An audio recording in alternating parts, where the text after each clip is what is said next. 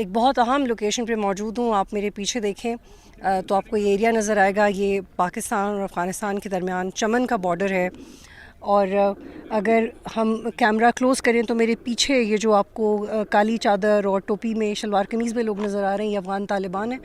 یہ ان کا ایریا ہے. اور یہ جو آپ کو ایک بیریئر نظر آ رہا ہے جس پہ پاکستان کا جھنڈا ہے، اکراس دس بیریئر یہ پاکستان کا علاقہ ہے.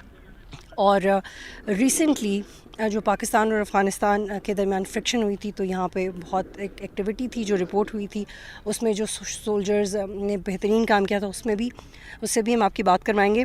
اور پاکستان اور افغانستان کے درمیان تجارت کے لیے، ٹرانسپورٹ کے لیے تورخم اور چمن ایک ایسے پوائنٹس ہیں. تورخم کیوی کی طرف ہے اور چمن بلوچستان کی طرف.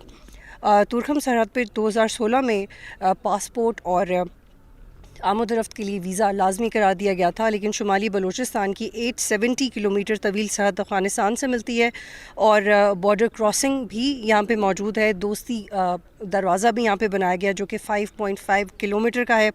اور پاکستان اور افغانستان کی سرحد پہ جو چمن کا مقام ہے اس کی خاص بات یہ ہے کہ وہاں پہ پاکستان اور افغانستان کی کمبائنڈ فیملیز رہتے ہیں. 10 ایسے گاؤں ہیں جو ڈسٹریبیوٹڈ ہیں، آدھے پاکستان میں اور آدھے افغانستان میں.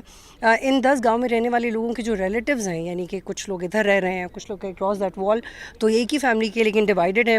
اور 2023 نومبر میں حکومت پاکستان نے آنے جانے کے لیے اور تجارت کے لیے ویزا لازمی قرار دیا گیا تھا. تورخم میں فلیکسیبلٹی بہت پہلے سے رہی ہے، لیکن چمن کے لیے 2023 کے بعد یہ قرار دیا گیا کہ یہ لازم ہے. اور تجارت کا حجم بہت امپریسو رہا ہے. اس بارڈر کے تھرو فریش فروٹ کا سیزن مئی سے نومبر کے دوران روزانہ کی بنیاد پہ 500 سے 6 ٹرکس افغانستان آتے جاتے تھے. وہاں سے بھی سامان آتا تھا.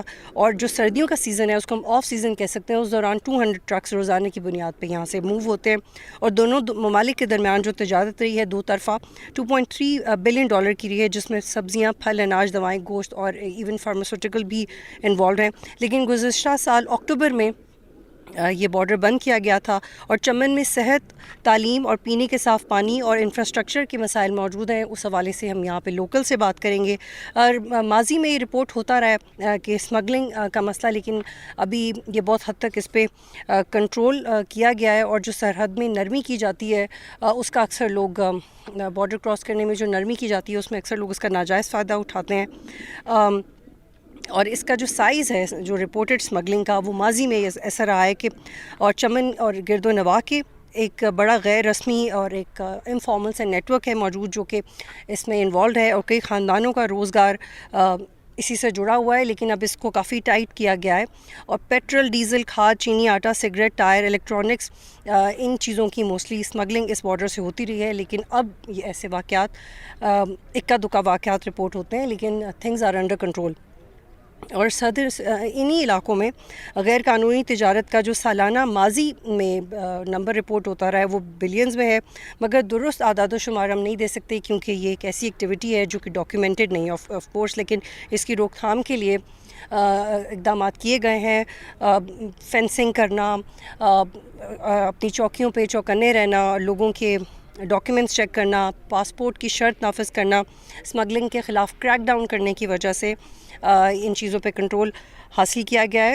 اور چمن میں جو اسمگلنگ کی شکایت ہے وہ پرانی ہے، اور صرف یہ ایک ایسی چیز نہیں ہے جو کہ جس پہ بات ہونی چاہیے، بلکہ لوگ ایسا کیوں کرتے ہیں یا کیوں کرتے رہے ہیں، یا بلوچستان میں جو بینڈ آؤٹ فٹس ہیں ان کے ساتھ ان کی انگیجمنٹ کیوں بڑھ جاتی ہے. کیونکہ بہت سارے ایسے علاقے ہیں جہاں پہ باقاعدہ روزگار نہیں ہے اور لوگوں اور ایجوکیشن کا فقدان ہے، جس کی وجہ سے کسی کو برین واش کرنا بہت زیادہ آسان ہو جاتا ہے. لیکن اب چونکہ ہم پہلے بھی کچھ علاقوں سے موو کر کے آئے تو ابھی پبلک انگیجمنٹ سیکیورٹی اداروں کے ساتھ اور سیاستدانوں کے ساتھ بہت بڑھا دی گئی ہے، جس کی وجہ سے یہ اسٹیبلشڈ فیکٹ ہے کہ اب لوگ فوج کے ساتھ مل کے دہشت گردی کو ختم کر رہے ہیں اس طرح سے کہ وہ اس کو رپورٹ کرتے ہیں. اور یہ سارا ایریا آپ اس کو دیکھ سکتے ہیں کہ یہ it has been one of the most important spot during Afghanistan and Pakistan recent stand of. Subscribe کریں اور بیل دبائیں تاکہ کوئی خبر رہ نہ جائے.